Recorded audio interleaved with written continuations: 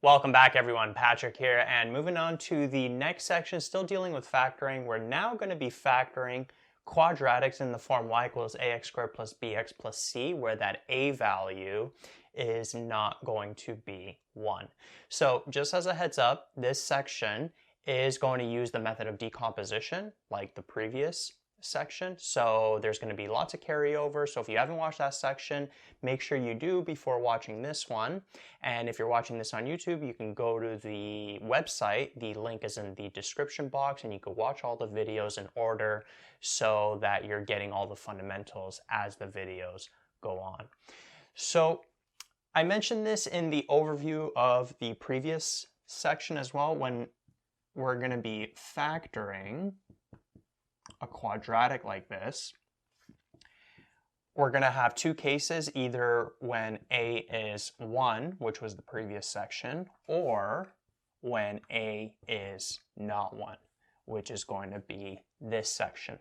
Now, when the a value is 1, basically, we're going to just have a quadratic, or we had a quadratic like this over here. And now what we were doing was we were factoring this with decomposition,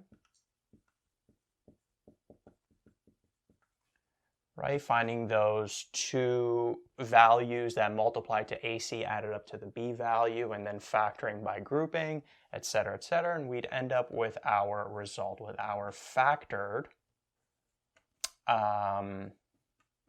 quadratic, which was in that format right there. Now, I mentioned that when the a value is 1, what was nice is that we can actually get this result earlier in the process. We're actually able to do a shortcut and get the result earlier once we figured out those two numbers. Well, unfortunately, in this particular case, in this section, when the a value is not 1, we're actually going to have to do the entire process now. So that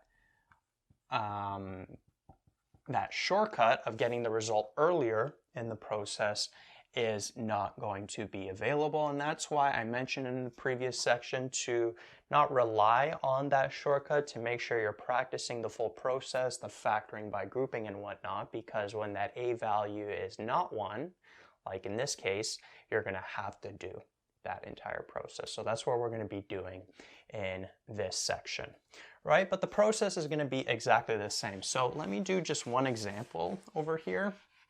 And then over the next couple of videos, we're just going to do a bunch of examples, word problems dealing with this particular case. So let's say that we got a quadratic y equals 3x squared plus 8x plus 5, like that. And we have to factor this over here.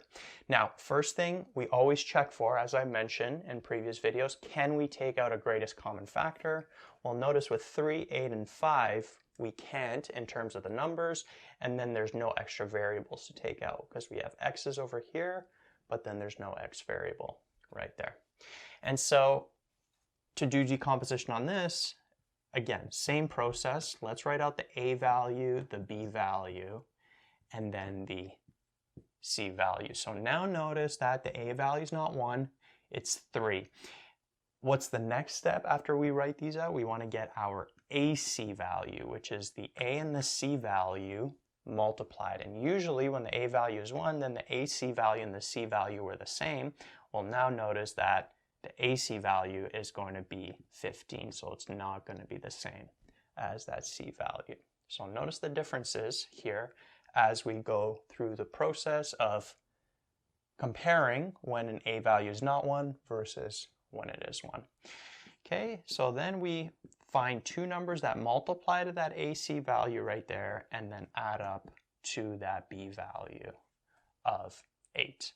And what are those two numbers going to be? It's going to be 5 and 3. 5 and 3. Now, in the previous section, the shortcut came from this step over here. Once we had these two numbers, we were able to go x plus 5, x plus 3. But unfortunately, in this case, it's not going to work out with this quadratic. We can't just go over here. First off, when you expand this, you're not going to get this quadratic right here. All right, so again, that shortcut going from here straight to the result is not available.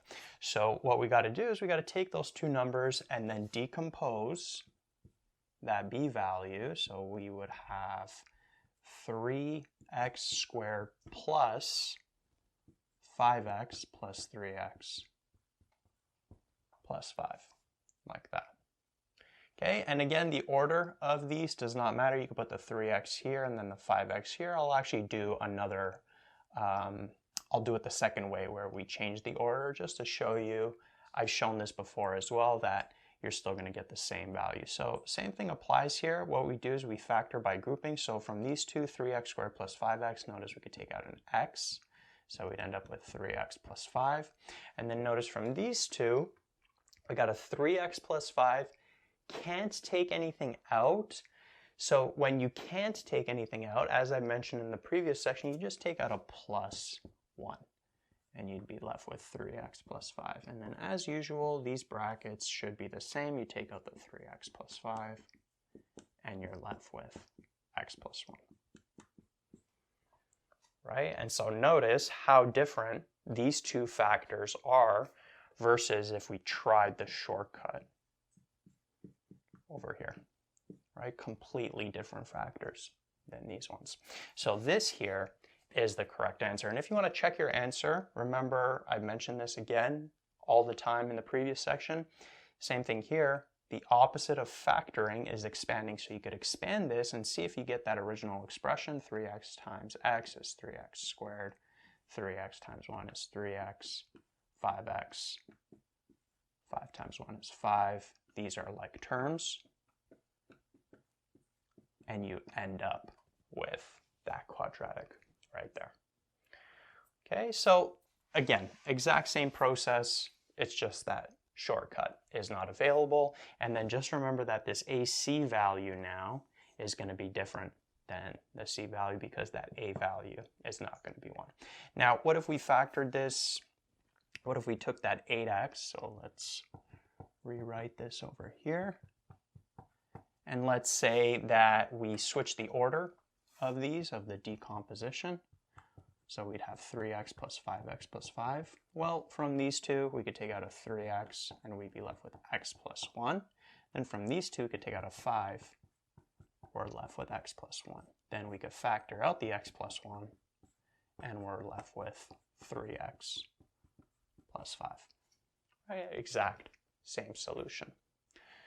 Okay, so that is the process, and over the next couple of videos we're just going to go through a bunch of cases of doing decomposition with quadratics where that A value is not 1.